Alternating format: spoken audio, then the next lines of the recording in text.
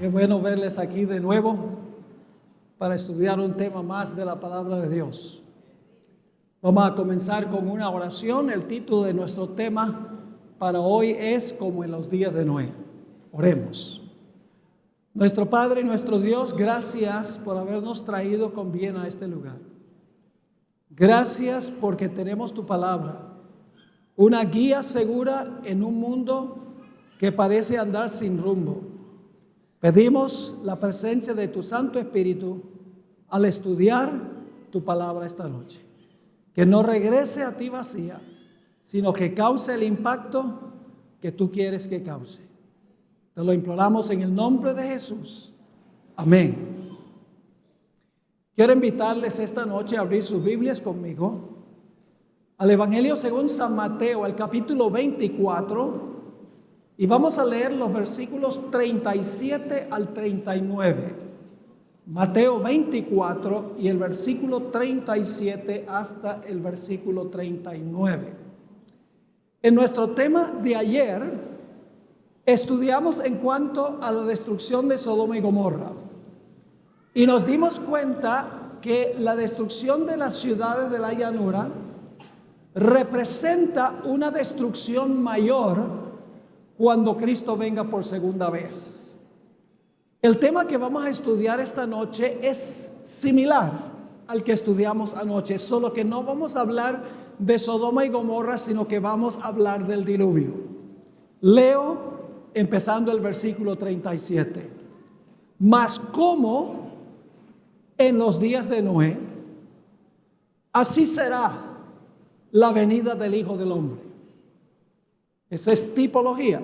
Como fue allá, será en el futuro. Versículo 38. Porque como en los días antes del diluvio, estaban comiendo y bebiendo, casándose y dando en casamiento, hasta el día en que Noé entró en el arca. Y no entendieron hasta que vino el diluvio y se los llevó a todos. Así será también la venida del Hijo del Hombre. Lo que ocurrió en los días de Noé ocurrirá de nuevo hacia el final de la historia. Es lo que se llama tipología. Lo que sucedió en el pasado ocurrirá en el futuro también. Ahora, para entender lo que vamos a estudiar, tenemos que regresar al libro de Génesis, porque allí es que se relata la historia del diluvio a la cual se refirió el Señor Jesús. Así que regresemos a Génesis, el capítulo 6, y estudiemos primero lo que ocurrió en el pasado y luego vamos a analizar algunos aspectos en cuanto a lo que va a ocurrir en el futuro. Vamos a leer Génesis 6 y el versículo 5 y después de eso vamos a leer los versículos 11 y 12. Dice allí: y vio Jehová que la maldad de los hombres era mucha en la tierra, y que todo designio de los pensamientos del corazón de ellos era de continuo solamente el mal. Parecido a Sodoma y Gomorra, ¿verdad? Según notamos en nuestro estudio de ayer, fíjense las expresiones. La maldad era mucha. Todo designio de los pensamientos del corazón de ellos era de continuo solamente el mal. Ahora es importante notar que los pensamientos eran inicuos, según dice aquí. Pero el pensar mal lleva a actuar mal. Y por eso en los versículos 11 y 12 encontramos el fruto de los malos pensamientos que tenían los antediluvianos. Dice allí en el versículo 11: y se corrompió la tierra delante de Dios, y estaba la tierra llena de violencia. Y miró Dios la tierra, y he aquí que estaba corrompida, porque toda carne había corrompido su camino sobre la tierra. Cuando la Biblia usa la palabra camino, simbólicamente está hablando de conducta, es decir, el diario caminar. Así que aquí dice: se corrompió la tierra delante de Dios, llena de violencia, estaba corrompida, repite de nuevo, toda carne había corrompido su camino o su conducta sobre la tierra. Ahora, la pregunta clave es, ¿cómo es que el mundo pudo llegar a esta condición en solo aproximadamente 1500 años desde la creación, cuando Dios creó un mundo absolutamente perfecto? Para contestar esta pregunta necesitamos ir a los 2 capítulos que aparecen antes del capítulo 6. En el capítulo 4 de Génesis encontramos la genealogía de Caín, es decir, la lista de descendientes de Caín. Esos son los impíos, porque Caín era malo, según 1 de Juan 3:12. Luego, en el capítulo 5 de Génesis, tenemos el linaje de Set, que es el linaje de los justos. Es decir, en el capítulo 4, el linaje de los impíos. En el capítulo 5, el linaje de los justos. Y luego tenemos en Génesis 6, lo que sucedió. Era el plan de Dios que los justos se mantuvieran separados de los injustos. Pero lamentablemente la Biblia dice que los justos empezaron a entremezclarse con los injustos. Noten Génesis 6, 1 y 2. Aconteció que cuando comenzaron los hombres a multiplicarse sobre la faz de la tierra y les nacieron hijas, viendo los hijos de Dios, que son los descendientes de Set, el linaje de los justos, viendo los hijos de Dios, que las hijas de los hombres, 3 mujeres inicuas se mencionan en el linaje de Caín, dice, vieron los hijos de Dios que las hijas de los hombres eran hermosas y tomaron para sí mujeres, escogiendo entre todas. La razón por la cual el mundo llegó a la condición en la cual estaba, donde había muy pocos justos, es porque los fieles de Dios se casaron y se relacionaron con las mujeres infieles del linaje de Caín. Por eso el apóstol Pablo dijo, no os unáis en yugo desigual con los incrédulos, porque últimamente lo que sucede no es que los incrédulos se vuelven crédulos, sino que los crédulos se vuelven incrédulos. Pero gracias a Dios había un remanente fiel en ese mundo. En contraste con los pecadores, Dios tenía un remanente. El remanente era muy pequeño, solamente 8 fieles, y todos eran miembros de la misma familia. No cabe duda que cuando vino el diluvio había millones de personas en el planeta Tierra, porque habían pasado 1656 años desde la creación, en un mundo a donde no había prácticamente enfermedad, en un mundo donde no había escasez de recursos naturales, en un mundo donde los hombres vivían hasta tener casi 1000 años. ¿Cuántos hijos puede tener un hombre de 1000 años? Bueno, 969 fue el que más vivió. Estoy redondeando el número. Te dicen, bueno, los hombres no tienen hijos, pero sí cooperan, ¿verdad que sí? Ahora, si los hombres vivían esa cantidad de tiempo, indudablemente las mujeres también eran muy longevas. Es decir, que en ese mundo no cabe duda que había millones de personas. Y sin embargo, la Biblia nos dice que solamente había 8 fieles. Y más específicamente dice que Dios halló a uno justo. A veces pensamos que las mayorías están con Dios. Decimos, oh, las iglesias grandes están, Dios está con las iglesias grandes, con la mucha gente. Pero si ustedes miran la historia de la Biblia, el remanente pequeño siempre ha estado del lado de Dios, no la mayoría. La mayoría generalmente está equivocada. Vamos a leer en cuanto a ese remanente fiel. En Génesis 6:9 y luego vamos a leer el capítulo 7 y el versículo 1. Génesis 6, 9 nos dice lo siguiente: estas son las generaciones de Noé. Noé, varón que justo, era que más perfecto en sus generaciones, con Dios caminó Noé. Y el capítulo 7 y el versículo 1 básicamente dice lo mismo. Dijo luego Jehová a Noé: entra tú y toda tu casa en el arca, porque a ti he visto que justo delante de mí en esta generación. Así que el relato bíblico nos dice que había uno justo, y como la cabeza de la familia representaba a toda la familia, Noé y su familia estaban entre los justos. Así que por causa de la maldad de esa sociedad, donde habían disminuido los fieles hasta un pequeño remanente, Dios decidió que había llegado el momento de limpiar la tierra del pecado y de los pecadores.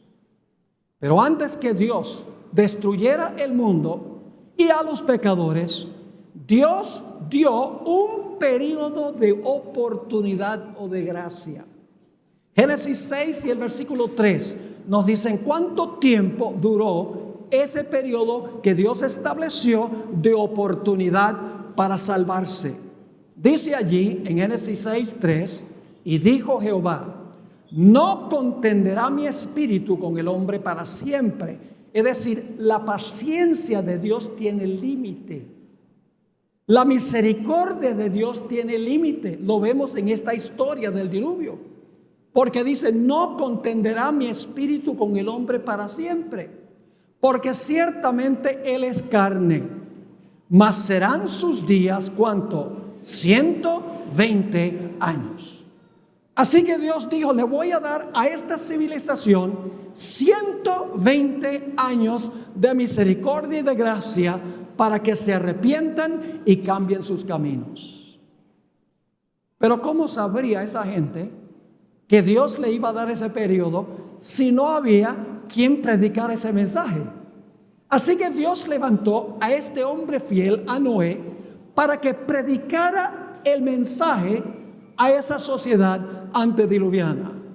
Ahora, en Génesis no dice que Noé predicó, pero vamos al Nuevo Testamento y allí sí dice que Dios llamó a Noé para predicar y amonestar al mundo. Segundo de Pedro, el capítulo 2 y el versículo 5. Segunda de Pedro 2 y el versículo 5 nos dice que Dios llamó a Noé para advertirle al mundo que Dios les daba 120 años de misericordia.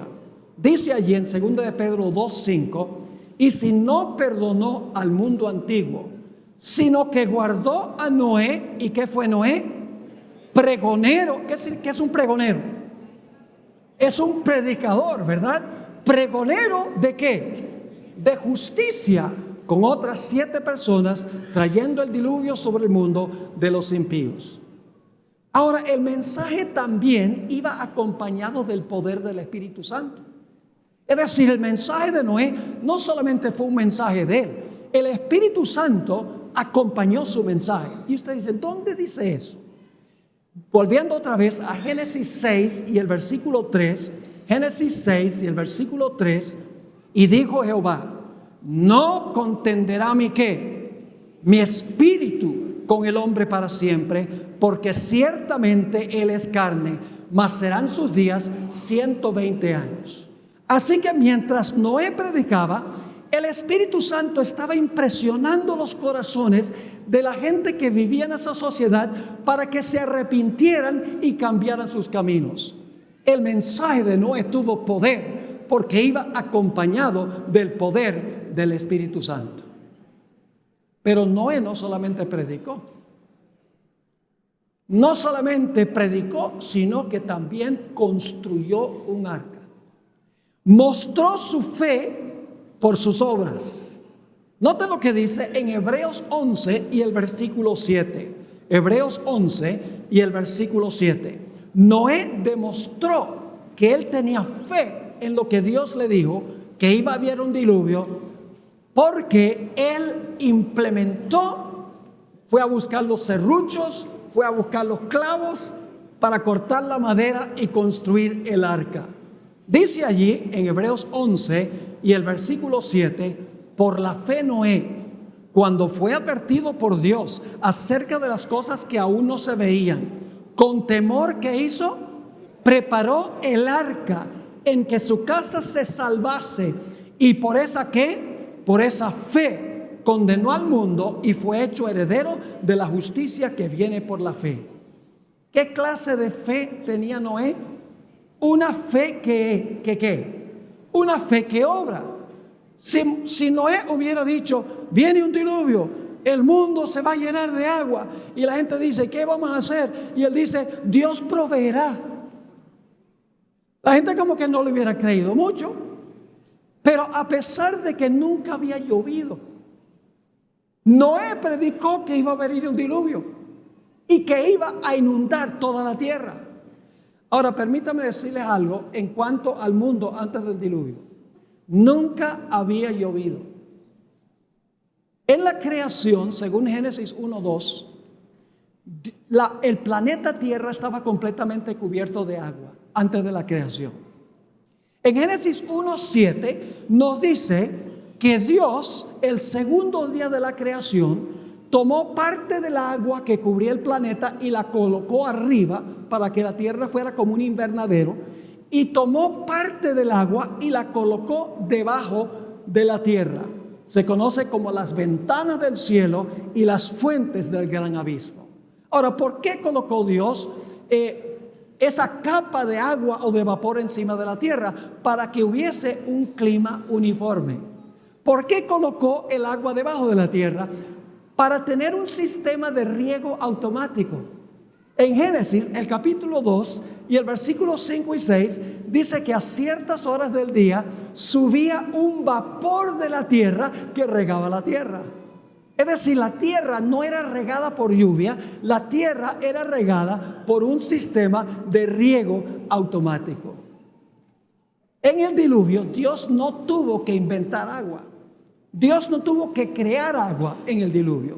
Lo único que tuvo que hacer Dios es hacer caer el agua que estaba arriba y traer hacia arriba el agua que estaba abajo para inundar el planeta como había sido antes de la semana de la creación. Así que ustedes pueden imaginarse Noé.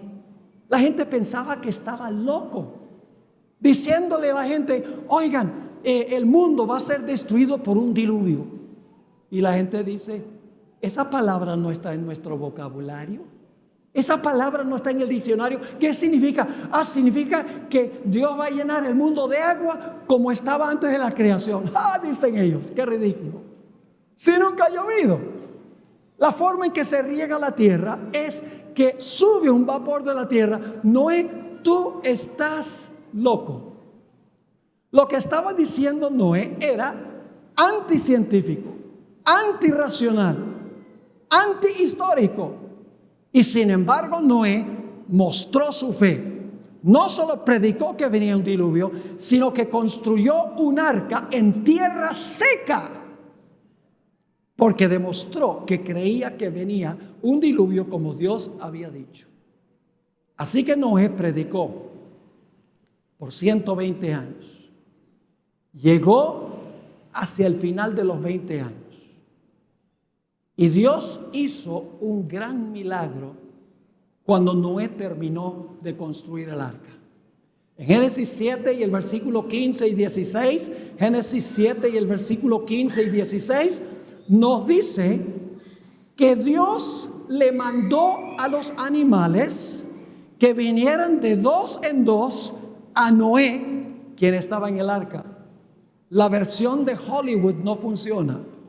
En la versión de Hollywood, los hijos de Noé tienen sogas en los animales y están arrastrando a los animales para meterlos en el arca.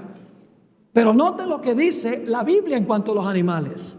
Dice en el versículo 15, vinieron pues con Noé al arca, de dos en dos, de toda carne en que había espíritu de vida. Y los que vinieron, macho y hembra de toda carne, vinieron como le había mandado Dios. Imagínense, los animales obedecieron a Dios y los seres humanos no. Así que una vez que entraron todos los animales en el arca, Noé se paró en la puerta del arca e hizo un último llamado a esa civilización. Predicó, por así decirlo, su último sermón.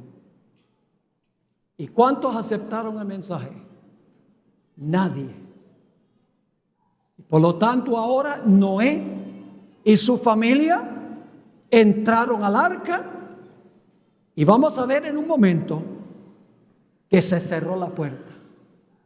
Cuando se cerró la puerta, el Espíritu Santo dejó de contender con los corazones de los seres humanos. Vamos a leer en cuanto al cierre de la puerta. Noé no cerró la puerta. ¿Quién cerró la puerta?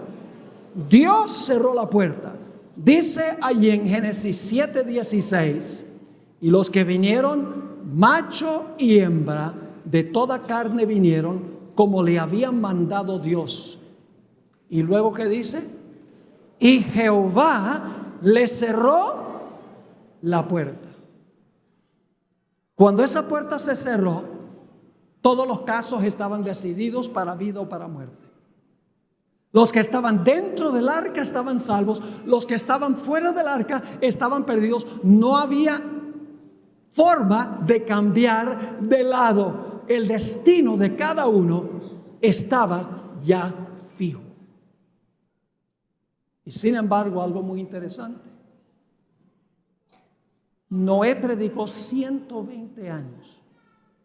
Imagínense una campaña evangelística de estas que dura 120 años. Si Noé hubiera trabajado con una institución hoy en día como evangelista, ya lo hubieran votado. Porque predicó 120 años y el fruto fueron 7 personas y todas eran miembros de su propia familia. Es decir, la vasta mayoría, millones y millones, rechazaron el mensaje. Y dentro del arca había solamente un pequeño remanente fiel. Así que se cerró la puerta.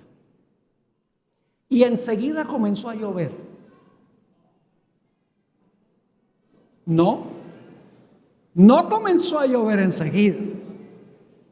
Noten Génesis 7 y el versículo 10. Génesis 7 y el versículo 10.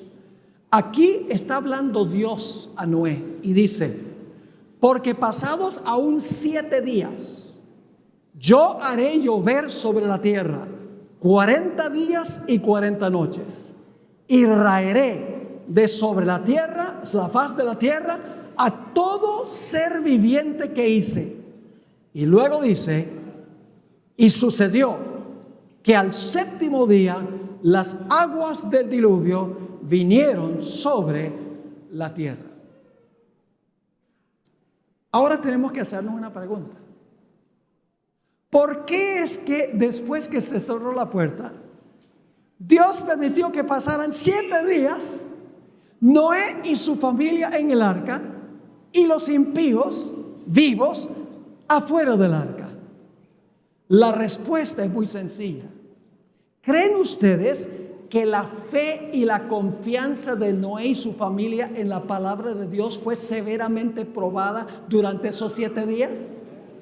Imagínense, pasa un día, cielo azul. 2 días, cielo azul. 3er día, 4º día, 5º día, 6º día. Cada día que pasa, la fe de Noé y su familia en la palabra de Dios es severamente probada. ¿Cómo creen ustedes que se portaron los que estaban fuera del arca por cada día que pasó? Cada día más altaneros, cada día más violentos. Es decir, la fe de los de adentro fue probada cuando se cerró la puerta, y los impíos se volvieron cada vez más altaneros durante esos 7 días. ¿Saben por qué es que Dios permitió que pasaran 7 días? Porque Él quería enseñar que como en los días de Noé, así será la venida del Hijo del Hombre. Vamos a ir a eso en unos momentos. Pero recuerden que la razón por la cual Dios permitió que pasaran 7 días era para probar la fe y la confianza de Noé y su familia en la palabra de Dios, y al mismo tiempo para permitir que los impíos tuvieran su día de victoria. Y luego, después de los 7 días, vino el agua. Vamos a leer Génesis 7 y el versículo 11. Génesis 7, 11. Ahora el agua que Dios colocó arriba y el agua que colocó abajo, ahora va a traer el agua hacia arriba y el agua hacia abajo, y va a llenar el planeta como estaba originalmente. Dice allí, el año 600 de la vida de Noé, en el mes segundo, a los 17 días del mes, aquel día fueron rotas todas las fuentes del grande abismo, y las cataratas de los cielos fueron abiertas, y hubo lluvia sobre la tierra 40 días y 40 noches. Y en el versículo 23 nos dice, así fue destruido todo ser que vivía sobre la faz de la tierra, desde el hombre hasta la bestia, los reptiles y las aves del cielo, y fueron raídos de la tierra, y quedó solamente Noé y los que con él estaban en el arca. Es muy difícil para nosotros imaginarnos cómo habrá sido cuando se rompieron las fuentes del abismo y las cataratas de los cielos. Hubo un desastre en el año 2011 que nos da una pequeña ilustración en miniatura cómo habrá sido globalmente. ¿Recuerdan ustedes el terremoto y el tsunami que hubo en Minato, Japón, en el año 2011? Recuerdo las imágenes por televisión, cómo la inmensa ola de agua del mar pasó por encima del muro de retención y se llevó todo lo que estaba por delante: carros, barcos, casas, personas y aún la planta nuclear que estaba en la orilla. Todo parecía ser una película para mí de Hollywood, parecía irreal. Pero esa calamidad no se compara nada con la calamidad del diluvio, porque el diluvio fue global. El diluvio fue un evento catastrófico, cataclísmico. ¿Saben ustedes que en el Antiguo Testamento hay 9 palabras que se traducen diluvio? En el Nuevo Testamento hay 3 palabras que se traducen diluvio, palabras distintas. Pero cuando se trata del diluvio en los días de Noé, se usa una palabra exclusivamente para ese diluvio en el Antiguo Testamento, la palabra Mabul, es decir, está en una categoría especial. Y en el Nuevo Testamento también se usa una palabra griega solo para el diluvio en los días de Noé, y es la palabra cataclismos, de donde viene nuestra palabra cataclismo. En un clásico libro sobre la historia bíblica en los tiempos tempranos de la historia de este mundo, Patriarcas y Profetas, se describe así cómo fue el diluvio. El agua se veía caer de las nubes cual enormes cataratas. Yo no sé si ustedes han estado alguna vez en las cataratas de Iguazú. Eso hace un estruendo. Imagínense 1 millón de Iguazús y todavía no alcanza a llegar a lo que fue eso. Así que dice, el agua se veía caer de las nubes cual enormes cataratas. Los ríos se salieron de madre e inundaron los valles. Torrentes de aguas brotaban de la tierra con fuerza indescriptible, arrojando al aire a centenares de pies. La persona que está escribiendo en inglés, a centenares de pies, macizas rocas que al caer se sepultaban profundamente en el suelo, como el peñol. Sigue diciendo, a medida que la violencia de la tempestad aumentaba, árboles, edificios, rocas y tierra eran lanzados en todas direcciones. El terror de los hombres y los animales era indescriptible. Por encima del rugido de la tempestad podían escucharse los lamentos de un pueblo que había despreciado la autoridad de Dios. La gente se pregunta, ¿qué sucedió con Satanás en el diluvio? ¿Dónde estaba Satanás en el diluvio? Bueno, ¿qué hizo el diluvio? Volvió a la tierra a la condición en la cual se encontraba antes de la creación, ¿verdad? Yo pregunto, en la segunda venida, ¿el mundo va a regresar a la condición en la cual se encontraba antes de la creación? Jeremías escribió, miré la tierra y he aquí que estaba asolada y vacía, y los cielos, y no había en ellos luz. Yo pregunto, ¿el planeta estaba en tinieblas originalmente antes de la creación? Sí. ¿Estaba desordenada y vacía? Sí. Ahora, si lo mismo va a suceder al final de la historia, si la tierra va a ser asolada y vacía, ¿qué va a pasar con Satanás según el libro de Apocalipsis durante ese tiempo? Pueden leer en Apocalipsis 20 donde dice que va a quedar encadenado a este planeta. Lo cual significa que durante el diluvio Satanás fue obligado a permanecer aquí en este planeta. Imagínense cómo habrá sido eso para él. Ahora necesitamos ir al Nuevo Testamento. Vamos a Mateo, el capítulo 24, y vamos a leer otra vez los versículos 37 al 39. Y ahora vamos a recalcar un par de puntos que no presentamos al comienzo del tema cuando leímos estos versículos. Mateo 24, 37 al 39. Y quiero que se enfoquen especialmente en una palabrita que se usa dos veces. La palabra hasta. Una palabra temporal, crucial. Dice, mas como en los días de Noé, así será la venida del Hijo del Hombre. ¿Nos es útil estudiar la historia del diluvio? ¿Es útil? ¿Podemos saber lo que va a pasar habiendo sabido lo que sucedió? Sí, Jesús lo dijo.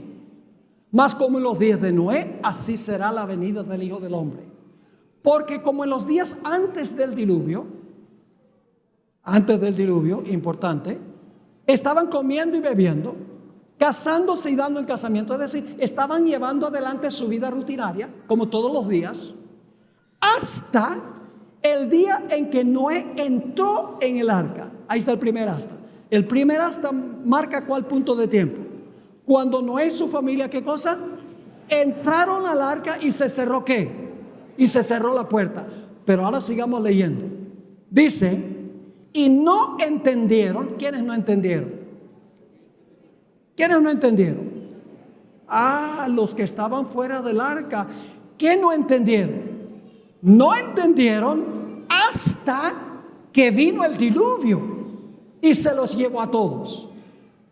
¿Qué no entendieron los que estaban fuera del arca hasta que vino el diluvio?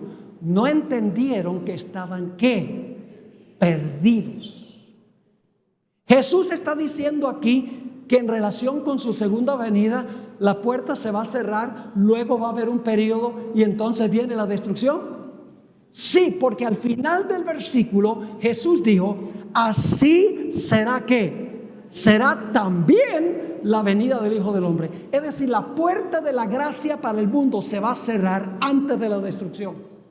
Y durante un periodo de tiempo, los seres humanos no van a saber que están perdidos. ¿Cuándo es que se van a dar cuenta que están perdidos? Cuando el Señor Jesucristo venga y venga la destrucción. Ahora, Jesús dio una ilustración de cómo va a ser esto.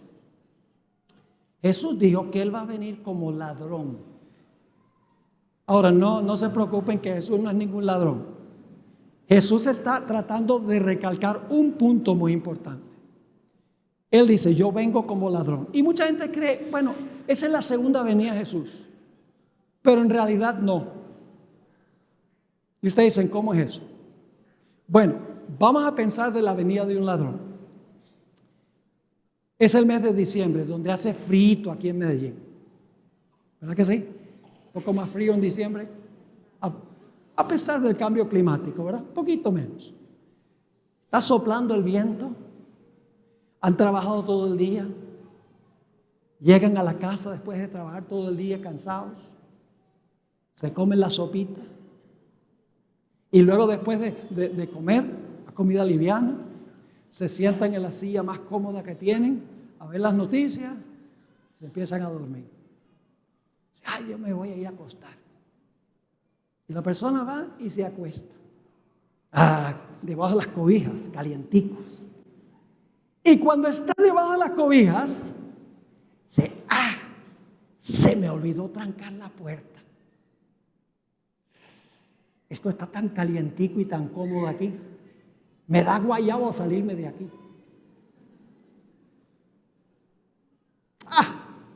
Yo llevo viviendo 25 años en esta casa y nunca ha venido el ladrón. Y la persona se queda en la cama y esa noche llega el ladrón. A medianoche.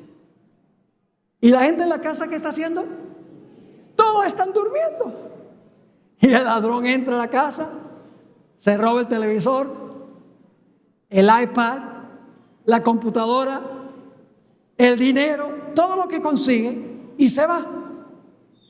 Los que están en la casa entendieron que llegó el ladrón. No entendieron que llegó el ladrón. ¿Por qué? Porque estaban dormidos. Por eso Jesús dijo, velad. Porque no saben cuándo la puerta se va a cerrar. ¿Cuándo es que la familia descubre que el ladrón vino? Descubren que el ladrón vino por la mañana cuando se despiertan, pero ya es demasiado tarde. ¿Están entendiendo lo que está diciendo Jesús? Es decir, la puerta de la gracia es la llegada del ladrón. Como se cerró la puerta antes del diluvio, se va a cerrar la puerta de la gracia para el mundo. Así como la fe de Noé y su familia fue severamente probada en una tribulación, de la misma manera el pueblo de Dios en la tierra pasará por lo que Jesús llamó como la gran tribulación. Y así como los impíos se volvieron cada vez más altaneros contra Noé y su familia, de la misma manera los impíos se van a volver altaneros contra el pueblo de Dios. No sabiendo los impíos que están perdidos, sino hasta que venga la destrucción. Ahora quiero compartir con ustedes un ejemplo que ustedes van a entender, no los súper jóvenes, sino los que estaban vivos en noviembre de 1985 y habían alcanzado la edad de la razón. Yo pregunto, ¿será posible que se va a cerrar la puerta de la gracia de la tierra, en la tierra y va a tomar a la gente por sorpresa? ¿Ustedes creen que va a tomar a la mayoría de la gente por sorpresa? Sí. Ahora escuchen. El miércoles 13 de noviembre de 1985, la ciudad de Armero quedó completamente sepultada, como ustedes saben, por una avalancha de barro causada por la erupción del volcán Nevado del Ruiz. Los habitantes de la ciudad, yo he visitado ese lugar y he hablado con personas que viven allí ahora. Los habitantes de la ciudad estaban confiados de que si hubiese una erupción del volcán, el barro seguiría el cauce del río que se mueve hacia el occidente de la ciudad. Pero no contaban con que una gigantesca piedra iba a desviar el cauce del río hacia la ciudad de Armero. En esa sola noche perecieron 22,000 personas. La pregunta clave es esta: ¿podría haberse evitado esta trágica pérdida de vidas? ¿Acaso no había señales de un desastre inminente? La respuesta es que sí hubo abundantes señales. ¿Por qué entonces la gente fue tomada por sorpresa si había señales? El día después del desastre, en el periódico El Espectador, apareció un artículo escrito por Rodolfo Rodríguez Calderón y el título del artículo era "Un desastre anunciado". El artículo demuestra claramente que todos los habitantes de Armero podrían haber salvado sus vidas si tan solo hubieran prestado atención a las señales de un desastre anunciado. El problema es que la gente escogió ignorar las señales y las advertencias. ¿Cuáles eran las señales? Les comparto lo que decía este artículo el día después del desastre. 11 meses antes del desastre, la montaña había comenzado a echar humo. Debido al calor intenso, la capa suave de nieve que cubría la cima de la montaña se convirtió en una sólida masa de hielo. El nivel del agua de los ríos y las quebradas aumentó marcadamente debido a la cantidad de nieve que se estaba derritiendo. La fumarola de ceniza, que el primer día alcanzó 50 metros, luego aumentó 2 días después a 300 metros, el día antes del desastre había subido a una altura de 5.500 metros. El 11 de septiembre la tierra comenzó a temblar en una intensidad de 3 en la escala de Mercalli. En ciertas ocasiones los que sobrevivieron dijeron que podían escuchar el rugido de la montaña. Las autoridades tuvieron que cerrar las carreteras porque habían deslices de barro que no permitían transitarlas. Los que sobrevivieron afirmaron que no era posible mantener las casas y los muebles limpios. Estaban todo el tiempo llenos de arcilla. La gente podía sentir el olor de azufre en el aire. La noche del desastre hubo una lluvia torrencial con un viento de la intensidad de un huracán. Todo lo que yo estoy compartiendo con ustedes no solamente está en el artículo, sino que yo he tenido una entrevista con el pastor Rueda, quien era pastor allí y perdió a toda su familia porque él había ido a predicar a otra parte. Varios testigos que sobrevivieron dijeron que había una oscuridad casi sobrenatural. Yo pregunto, ¿había señales de que venía un desastre? Sí, pero la gente escogió ignorar las señales. Y la pregunta es, ¿por qué escogieron ignorar las señales? Por la misma razón que la gente antes del diluvio escogió ignorar el mensaje de Noé. Decidieron escuchar las voces de los expertos que decían que no podía suceder. En el mismo artículo que yo les mencioné del Espectador, a las 7 de la noche, y no voy a mencionar los nombres, tengo los nombres de todos los personajes, pero no los voy a mencionar, el sacerdote de la ciudad anunció por radio: no hay razón para tener pánico, por favor conserven la calma. La defensa civil, en un mensaje oficial por radio, afirmó: no hay razón para preocuparse. El obispo del pueblo le advirtió al pueblo que tuviera cuidado con los fanáticos que querían dejar la impresión de que había un desastre inminente. El alcalde de la ciudad dijo: no se preocupen. Después del desastre, el gobernador del departamento del Tolima afirmó: el desastre no se podría haber predicho de antemano. El científico colombiano Jaime Villegas Velázquez dijo: este volcán nunca estallará, nada va a pasar. Tengan cuidado con las especulaciones y las exageraciones. El secretario de Minas dijo: nada pasará. Aún el geólogo norteamericano Daryl Hurd había dicho: es muy improbable que la ciudad pueda ser sepultada por rocas, lava o barro. El Comité Regional de Emergencias esa misma noche impartió el siguiente mensaje: no esperen que las ventanas se quiebren. No esperen oscuridad ni lava corriendo cuesta abajo. No esperen una gran cantidad de ceniza, entre otras cosas. En vez de prestar atención al mensaje de las señales, decidieron hacerle caso al mensaje de los tales llamados expertos. Los habitantes de Armero no sabían que la puerta de la gracia para ellos se había cerrado. El barro se llevó prácticamente a todos, y como en el diluvio quedaron pocos.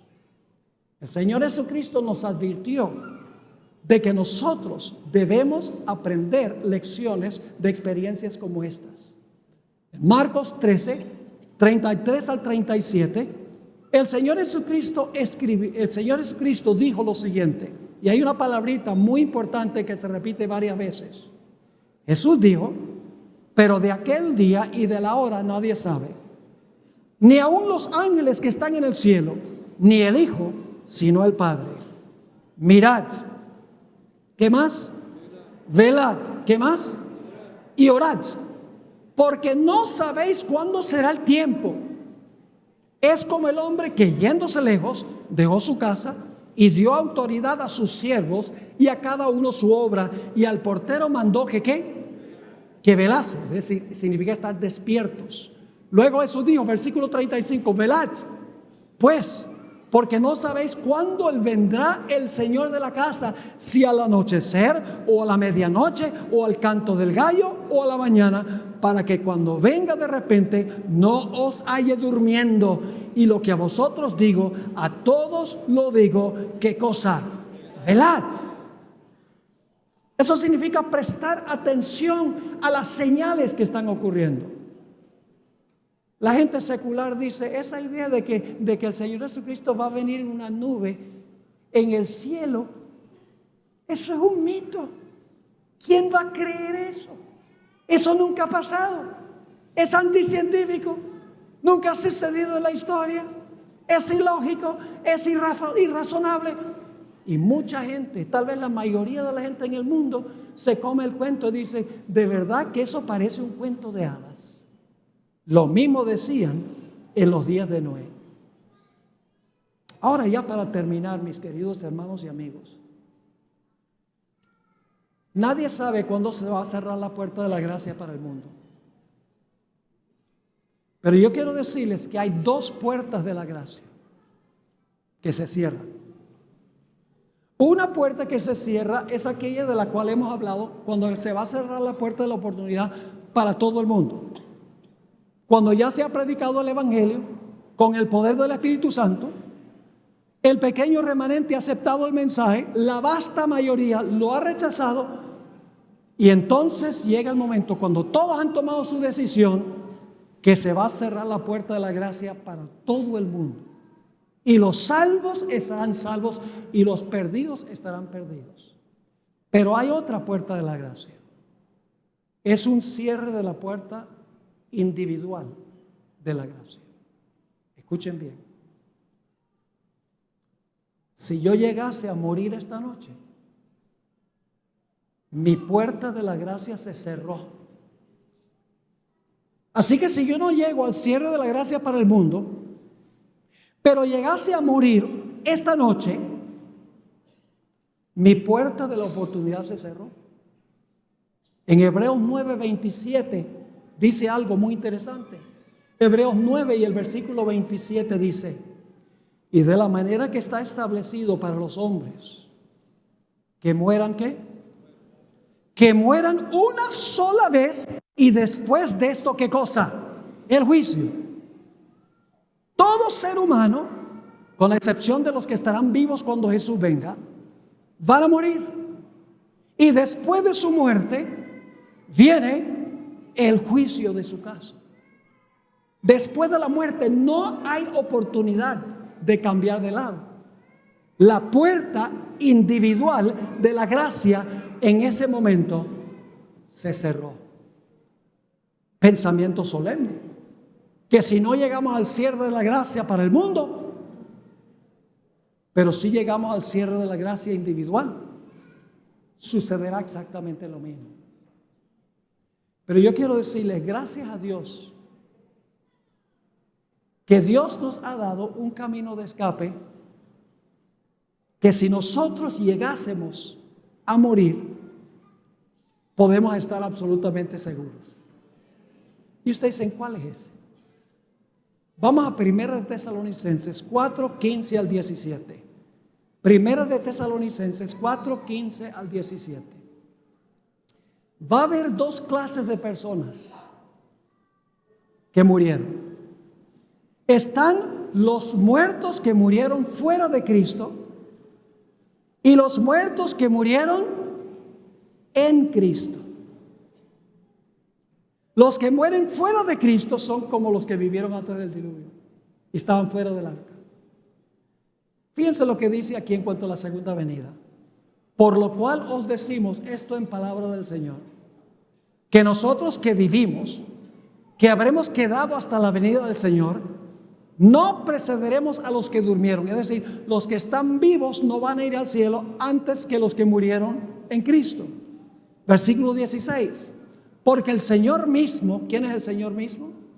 Jesús, muy bien. Porque el Señor mismo, con voz de mando, con voz de arcángel y con trompeta de Dios, descenderá ¿de dónde? Del cielo. Y ahora escuchen esto. Y los muertos en Cristo resucitarán primero. ¿Los que mueren en Cristo tienen razón de temer? No. ¿Saben? Yo viajo mucho por avión. Estoy por cumplir ahora casi 7 millones de kilómetros desde el año 1991 en una sola empresa aérea. Y la gente me pregunta, dice, pastor, ¿usted no tiene miedo de montarse en un avión? Y yo les digo, no, ¿por qué? Porque se puede caer el avión. Le digo, sí, ¿cuál es el problema? Se muere. Le digo, sí, ¿cuál es el problema? ¿No tiene miedo de morir? No, porque estoy en Cristo. Y los muertos en Cristo resucitarán primero. La clave entonces es estar en Cristo. Y si morimos, nuestro caso está seguro. Ahora la pregunta clave es, ¿cómo podemos nosotros estar en Cristo? ¿En qué momento es que llegamos a estar en Cristo? Gálatas 3, 26 y 27.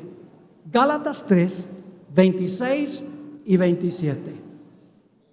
Aquí nos dice en qué momento oficialmente nosotros llegamos a estar en Cristo. Dice lo siguiente: pues todos sois hijos de Dios por la fe en Cristo Jesús. Porque todos los que habéis sido ¿qué?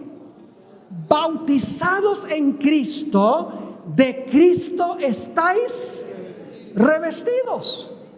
¿Cuándo es que Cristo me cubre con el manto de su justicia para que yo esté en Él? En el momento del bautismo. Y ustedes dicen, ¿por qué en ese momento? Les voy a repetir algo que dije en una presentación anterior. El bautismo bíblico es un bautismo de adultos, o por lo menos de personas que han alcanzado la edad de la razón, porque la Biblia dice que es necesario arrepentirse y bautizarse. Es necesario confesar los pecados y luego bautizarse. Además de eso, el bautismo en la Biblia es un bautismo siempre por inmersión. Es decir, la persona es sumergida debajo del agua.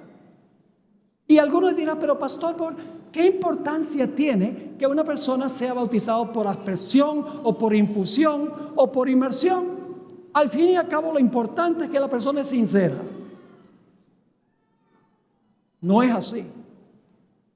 Cristo dejó ese método de bautismo por una razón muy importante.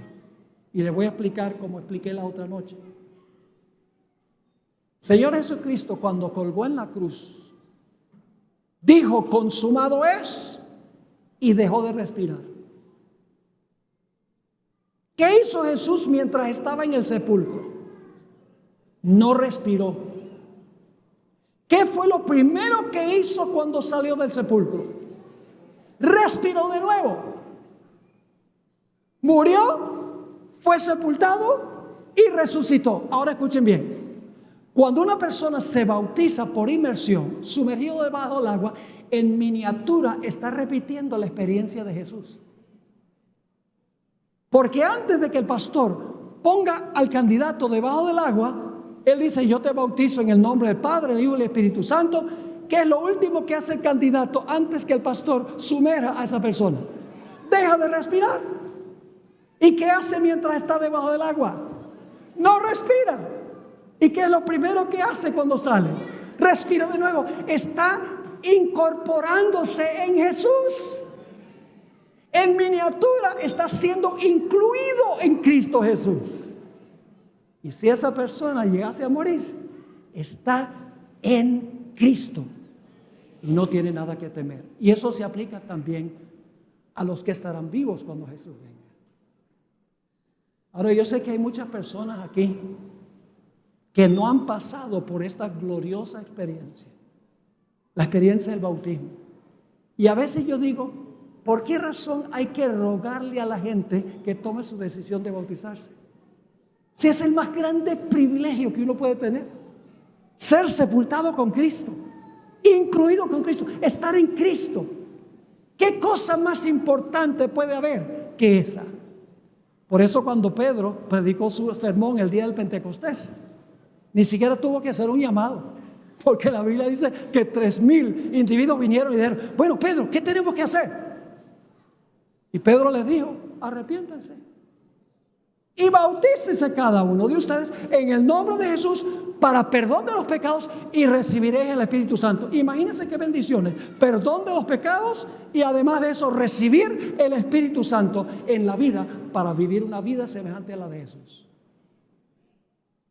Ahora yo pregunto en esta noche, yo sé que muchos aquí se están preparando para bautizarse y quiero invitarles que ustedes también se coloquen de pie si han tomado la decisión. ¿Cuántos de los que están aquí esta noche que todavía no han sido bautizados o se han extraviado del Señor y dicen, yo necesito renovar mis votos con Jesús? ¿Cuántos quieren decir, yo quiero pasar por esa gloriosa experiencia del bautismo? ¿Quieren levantar la mano? Por favor, pónganse de pie. Yo voy a orar por ustedes. Mejor dicho, vengan aquí adelante. Los que están parándose, vengan aquí adelante. Yo voy a orar por ustedes. Yo voy a orar por todos los que están respondiendo a este llamado. No deje pasar esta oportunidad. ¡Qué gloriosa oportunidad es esta! El Espíritu Santo te está llamando en esta noche. Gloria a Dios. Acérquense aquí porque queremos que todos estén aquí cerquita en la plataforma. Tenemos también personas que están en el auditorio. Quiero invitar a los que están en el auditorio que por favor, si pueden movilizarse acá y unirse a este grupo sería maravilloso. Y tenemos también personas en la cancha. No sé si pueden venir rápidamente también los que están en la cancha. Les invitamos a que se unan a este grupo que tenemos aquí en la plataforma. Por favor, vengan. Los niños que han alcanzado la edad de entender lo que significa entregarse a Jesús también pueden venir. Los jóvenes pueden venir.